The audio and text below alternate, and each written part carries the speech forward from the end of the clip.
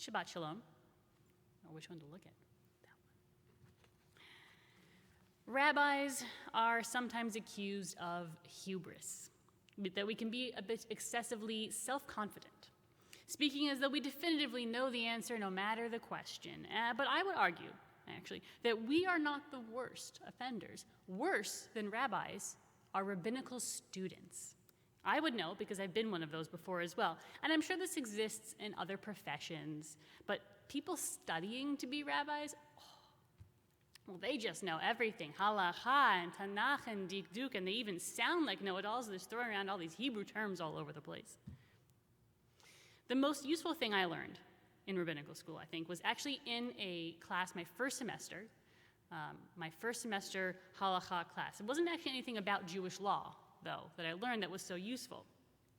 First semester halacha class gets Rab students at their absolute worst, just the worst. Freshly arrived at school, they don't know anybody, zero experience, peak confidence, learning the intricacies of Jewish law. How do you keep kosher? How do you keep Shabbat?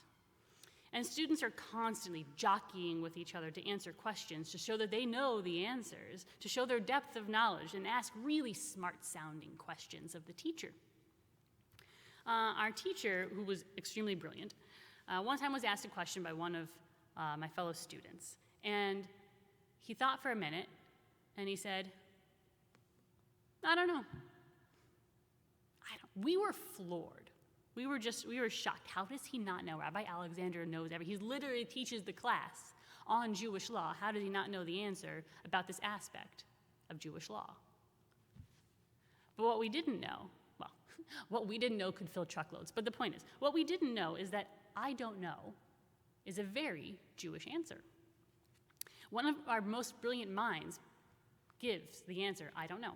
Tazria Masorah, as Sam talked about, is very gross, it's very detailed, it's not at all really relevant as a Torah portion to our modern lives, right? Because we read it this week and it's about sarat, which we say is leprosy. How you diagnose this disease and how does it look on the body? How does it affect the body? And how does it get transferred onto household objects? And how do we isolate people who have had this and when they have no symptoms? So you see, it's not very relevant, except for right now. And Sam did a wonderful job explaining it, making the most really of a very interesting opportunity. God willing, the only time in his life Tazria Masorah will be at all relevant. The thing that stood out to me, though, about Tazria Masorah is not the words themselves, and not even most of the rabbinic commentaries and the rabbis giving answers. It's actually one particular answer by one particular rabbi. Rashi is probably the most brilliant rabbinic mind, medieval Jewish commentator, brilliant rabbi, also a winemaker, fun fact. And in Tazria Masorah, amongst all the graphic descriptions of skin lesions, and it's gross. You should read it, but it's gross. There's a line in the Torah. It says, if it is a white discoloration which does not appear deeper than the skin, It's a weird, that does not appear deeper than, what does it mean deeper than the skin? It's like you have to look at it and look down. How would you even know what's happening underneath the skin if you're just looking at it? It's kind of a weird thing. And Rashi explained the Torah verse by verse to his students. He ran a yeshiva, he taught students, essentially rabbinical students, for a living. And he usually has these very long explanations. He'll take a very small piece of Torah and spend lots and lots of paper explaining what it means. For this line, deeper than the skin, what does it mean, deeper than the skin? What is it? He has three words that are his answer.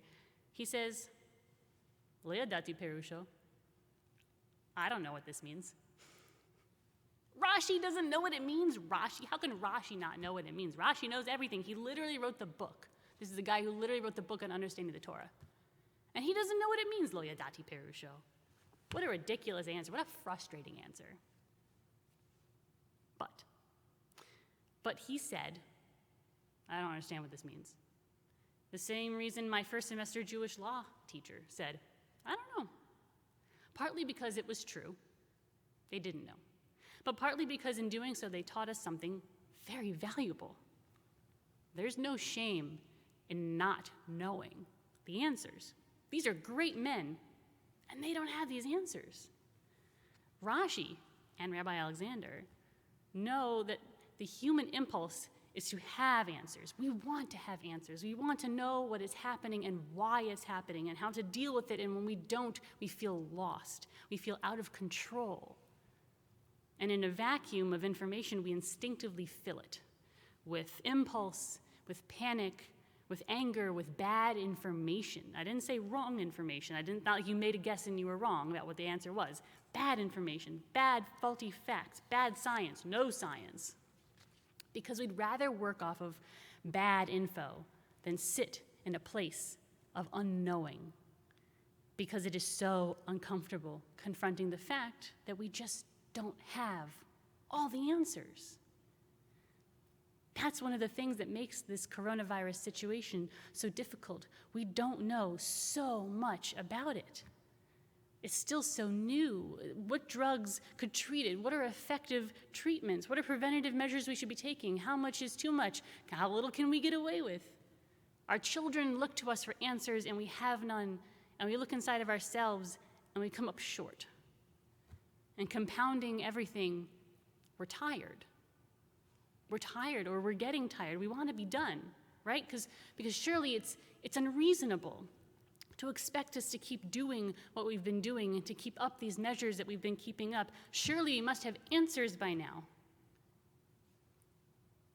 But there's power in saying, I don't know. For one, you'll definitely be right, because you don't know, and it's nice to be right every once in a while. But also, saying I don't know, I don't have the answers, it allows us to rise up stronger. It gives us strength. Because only the wisest people know when they don't know. Confidence is not shooting answers wildly and hoping something sticks. And confidence is not throwing caution to the wind. Let's just act on our feelings, what we want to be true. And not caring what or who we take out on the way. Confidence is being careful. It's being deliberate. It's making good decisions based off facts at hand. Hubris endangers lives. Confidence saves them. And as Jews, God has explicitly told us, behold, I give before you this day the life and the good and the death and the evil, and you shall choose life. I wish I had answers for you. I do, about why this is happening and how to save the lives that it's affecting, because saving lives is the most important thing. And when our lives will start to feel normal again. I wish I had those answers for you, but I don't know. I don't know. Like Rashi and Rabbi Alexander before me, I don't have the answers to those questions, but all I can do is to just urge you, as those who came before me did me, to know that it is okay not to know, to not have all the answers, and that's better than blindly trying to find something, even if it's wrong, even if it hurts people on the way to finding something that feels like a right answer, and to have compassion for yourself in this most unprecedented, extended communal trauma that we are living, and to have compassion for others. Choose life. For you, for others, above all other things.